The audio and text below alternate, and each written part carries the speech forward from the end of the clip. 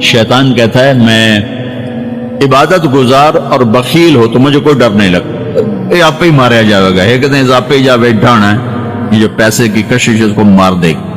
اور نافرمان سخی سے ڈرتا رہتا ہوں کہ پتہ نہیں کب بخشا جائے، پتہ نہیں کب بخشا جائے، کب سخاوت کو اللہ پسند کر کے چلو پار کرتے۔ اچھا، جبریل پوچھتے ہیں یا رسول اللہ مل ایمان، ایمان کیا ہے؟ تو آپ نے فرمایا ان تؤمن باللہ وملائکتہ وکتبہ ورسلہ وبالبعث بعد الموت۔ ایمان عقیدہ، اللہ پر، فرشتوں پر، کتابوں پر، رسولوں پر، موت کے بعد کی زندگی۔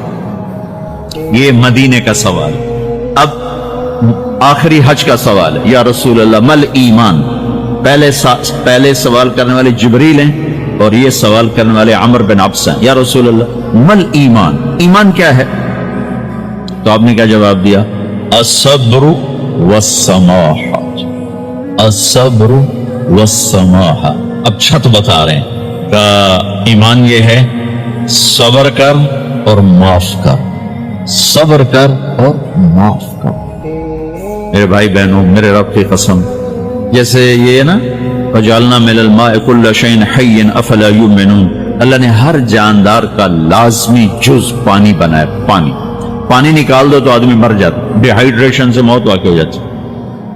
ہر جاندار کا لازمی جز پانی، دین کی تمام صفات کا لازمی جز صبر، صبر نکال دو تو سارا دین کچرا بن جاتا، صبر نکال دو۔ تو میرے نبی نے فرمایا ایمان کیا ہے؟ صبر کرو، معاف کرو۔ معاف وہی کرے گا جو صبر کرے گا، جسے صبر نہیں آتا اسے معاف کرنا بھی نہیں آتا۔ تو ایمان قیامت کے دن اعلان ہوگا، صبر والے کھڑے ہو جاؤ، تھوڑی سی جماعت کھڑی ہوگی، بلکہ چلو جنت میں جاؤ۔